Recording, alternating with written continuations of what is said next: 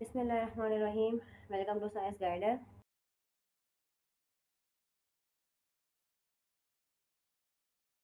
अब जो पीछे हमने चीज़ें डिस्कस की उसमें हमने क्या चीज़ें पढ़ी, उसमें हमने ऑल ओवर लिविंग बींग्स के हवाले से पढ़ा कि लिविंग बींग्स के अंदर किन किन प्रोसेस के जरिए गैसेस का एक्सचेंज होता है।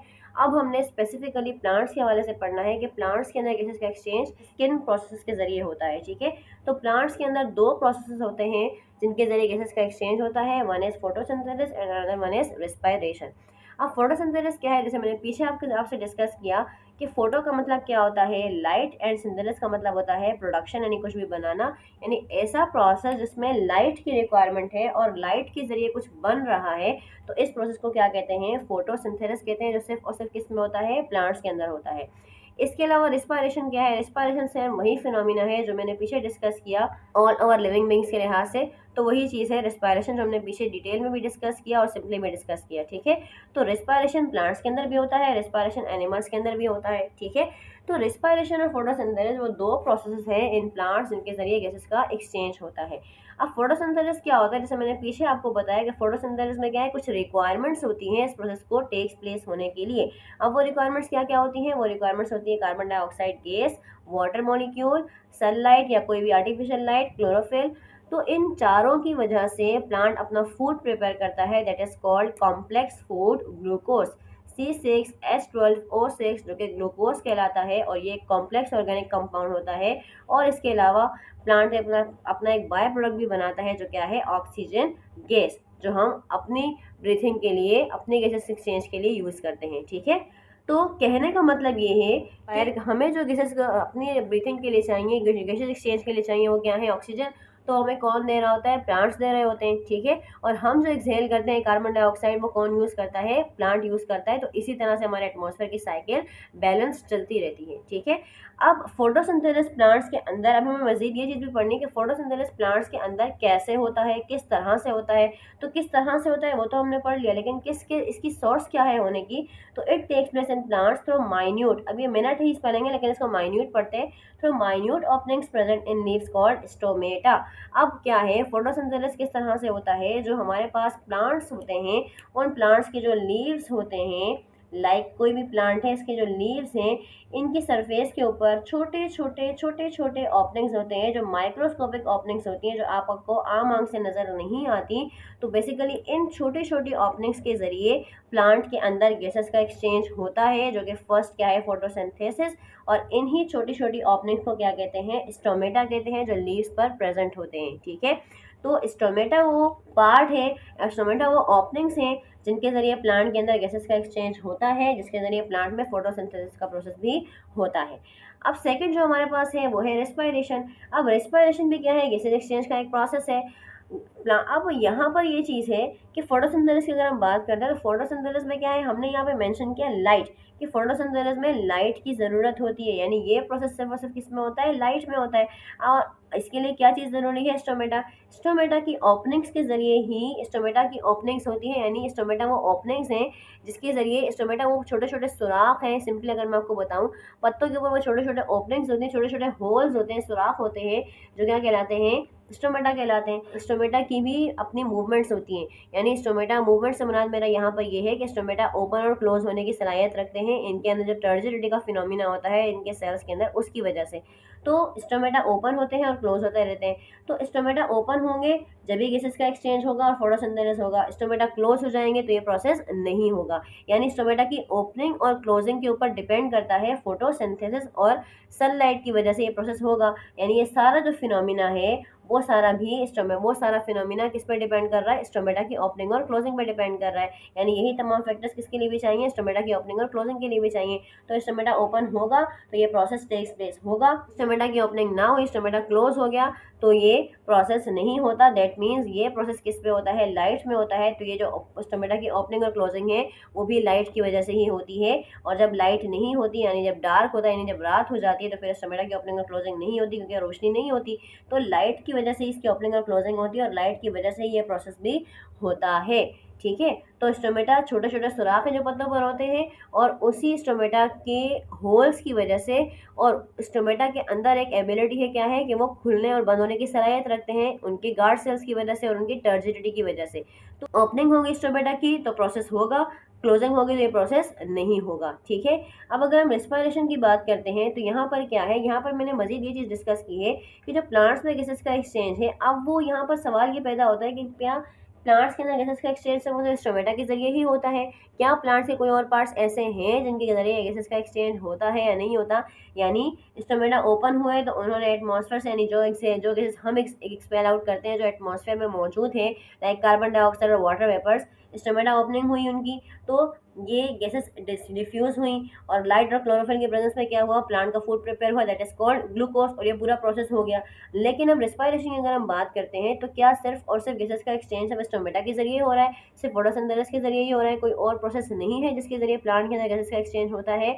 तो जी हाँ, प्लांट के अंदर गैसेस का एक्सचेंज रेस्पिरेशन के जरिए भी होता है और प्लांट के स्टोमेटा के अलावा भी अदर पार्ट्स होते हैं जो गैसेस का एक्सचेंज करते हैं लाइक स्टेम, रूट्स।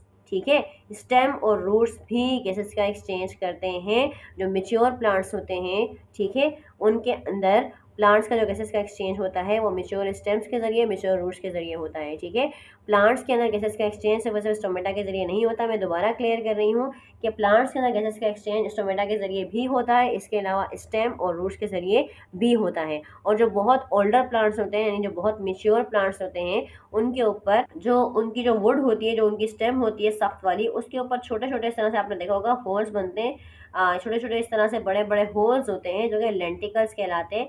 तो लेंटिकल्स भी गैसेस का एक्सचेंज करने के लिए रिस्पॉन्सिबल होते हैं, लेंटिकल्स भी ओपनिंग्स होती हैं। ठीक है, तो प्लांट के अंदर गैसेस का एक्सचेंज सिर्फ और सिर्फ स्टोमेटा के जरिए नहीं होता बल्कि स्टेम और लीव्स के जरिए भी होता है, स्टेम और रूट्स के जरिए भी होता है और लेंटिकल्स के जरिए भी होता है। और जो प्रोसेस हैं गैसेस के एक्सचेंज करने के वो कौन कौन से हैं, फोटोसिंथेसिस और रेस्पिरेशन। ठीक है, तो सिंपली हम इसको इस तरह भी समझ सकते हैं कि जो गैस हम एक्सहेल कर रहे हैं वो प्लांट यूज़ कर रहा है और प्लांट हमें ऑक्सीजन दे रहा है, हमारे एटमॉस्फेयर के अलावा प्लांट से भी हमें ऑक्सीजन मिल रही है हमारे गैसेस के एक्सचेंज करने के लिए। ठीक है, और इसके अलावा जैसे मैंने पीछे आपसे डिस्कस किया था कि जो हमारी बॉडी में ऑक्सीजन, जो हमारी बॉडी में ब्रीथिंग है उसकी वजह से क्या हो रही है, हमारी बॉडी में रेस्पिरेशन होती है। तो यहाँ पर भी यही है कि जो ऑक्सीजन यहाँ पे रिलीज हो रही है फोटोसिंथेसिस की वजह से, वही ऑक्सीजन प्लांट में रेस्पिरेशन के जरिए, रेस्पिरेशन के फिनोमिना के लिए भी यूज़ होगी और जो प्लांट का फूड प्रिपेयर होगा वो फिर ऑक्सीडाइज होगा और उसकी वजह से क्या होगी, carbon dioxide gas, water vapours और एनर्जी रिलीज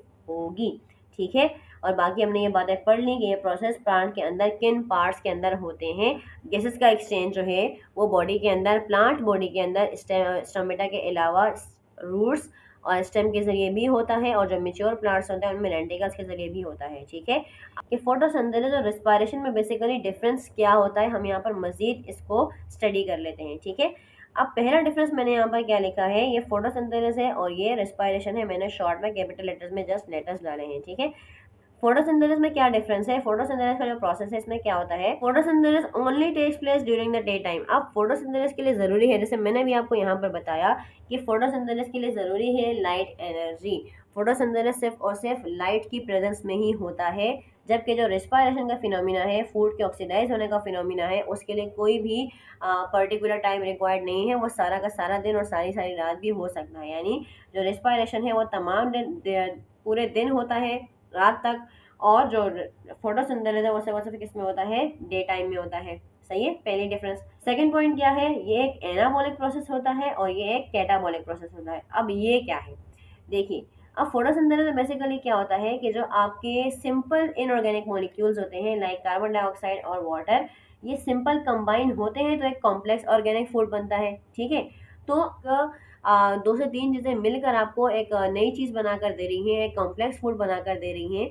तो वो जो कॉम्बिनेशन है जिसकी वजह से आपको एक चीज़ मिल रही है, तो ये प्रोसेस क्या कहलाएगा, एनाबॉलिक। यानी यहाँ जो फॉर्मेशन हो रही है, एक ऐसा रिएक्शन जिसमें फॉर्मेशन हो रही है कंपाउंड की with the help of simple compounds. ठीक है, सिंपल कंपाउंड्स ये, तो सिंपल कंपाउंड्स की वजह से एक ऑर्गेनिक और कॉम्प्लेक्स मॉलिक्यूल बन रहा है, यानी यहाँ पे फॉर्मेशन हो रही है, तो ये रिएक्शन क्या कहलाएगा, एनाबॉलिक। अब इसी का अपोजिट क्या हो जाएगा, रेस्पायरेशन। रेस्पायरेशन में क्या होता है कि जो फूड होता है वो क्या होता है, कॉम्प्लेक्स होता है। तो यहाँ पर क्या होती है, कॉम्प्लेक्स फूड की ब्रेकिंग होती है और सिंपल कंपाउंड्स बनते हैं। तो जो ब्रेकिंग वाला प्रोसेस होता है वो क्या कहलाता है, कैटाबॉलिक। क्लियर है, ठीक है। नेक्स्ट हमारे पास क्या है, फोटोसिंथेसिस के लिए क्या चाहिए, लाइट चाहिए, कार्बन डाइऑक्साइड चाहिए, वाटर चाहिए, क्लोरोफिल चाहिए। अच्छा, क्लोरोफिल क्या होता है, प्लांट्स का जो ग्रीन कलर होता है ना, वो बेसिकली इस पिगमेंट की वजह से होता है, इस केमिकल की वजह से होता है, जो क्लोरोफिल कहलाता है। ठीक है, क्लोरोफिल क्या होता है, क्लोरोफिल प्लांट के अंदर जो ग्रीन कलर है उसके लिए रिस्पॉन्सिबल होता है, और जो पिगमेंट होता है, जो पार्ट है, जो ऑर्गेनल इसके लिए रिस्पॉन्सिबल होता है प्लांट के अंदर, वो होता है क्लोरोप्लास्ट। और उस क्लोरोप्लास्ट के अंदर ये क्लोरोफिल पाया जाता है। बेसिकली ये रिस्पॉन्सिबल होता है प्लांट को ग्रीन कलर प्रोवाइड करने के लिए। ठीक है, तो ये ग्रीन कलर प्लांट का, प्लांट के लिए sunlight, water and carbon dioxide, ये चारों चीज़ें ज़रूरी होती हैं इसका फूड प्रिपेयर करने के लिए, जब भी फोटोसिंथेसिस का रिएक्शन होता है हमारे पास। अब फोटोसिंथेसिस में क्या होता है, कार्बन डाइऑक्साइड गैस एब्जॉर्ब होती है और ऑक्सीजन गैस रिलीज होती है। जबकि रिस्पायरेशन में क्या होता है, इसका उल्टा होता है। रिस्पायरेशन में क्या होता है, ऑक्सीजन गैस एब्जॉर्ब होती है और कार्बन डाइऑक्साइड गैस रिलीज होती है। ठीक है, लास्ट हमारे पास क्या है, फोटोसिंथेसिस में क्या होता है, सिंथेसाइज ऑर्गेनिक कंपाउंड। जैसे मैंने अभी ऊपर आपको इस सेकंड पॉइंट में बताया कि फोटोसिंथेसिस की रिएक्शन की वजह से क्या होता है कि आपको एक ऑर्गेनिक कंपाउंड मिलता है। ऑर्गेनिक कंपाउंड की सिंथेसिस होती है, यानी ऑर्गेनिक कंपाउंड बनता है, कॉम्प्लेक्स कंपाउंड बनता है फ्रॉम सिंपल इनऑर्गेनिक कंपाउंड्स। जबकि रिस्पायरेशन में क्या होता है कि रिस्पायरेशन में आपका ऑर्गेनिक कंपाउंड ब्रेक होता है सिंपल इनऑर्गेनिक कंपाउंड्स में। क्लियर है, होप्स हो कि आपको गैसेस एक्सचेंज का टॉपिक समझ में आया होगा कि लिविंग बींग्स के अंदर गैसेस का एक्सचेंज किस तरह से होता है, और फिर प्लांट्स के अंदर गैसेस का एक्सचेंज किस तरह से होता है, और कौन कौन से प्रोसेसेस हैं जो रिस्पॉन्सिबल हैं इस फिनोमिना के लिए। ठीक है, आज का टॉपिक हमारा यहीं तक था। इंशाल्लाह नेक्स्ट क्लास में हम लोग स्ट्रक्चर ऑफ स्टोमेटा पढ़ेंगे और आगे जो हमारे पास फर्दर टॉपिक्स हैं वो पढ़ेंगे। ठीक है, तो अगर यहाँ तक आपको कोई चीज़ समझ में नहीं आई है तो आप कमेंट सेक्शन में मुझसे पूछ सकते हैं। अल्लाह हाफिज़।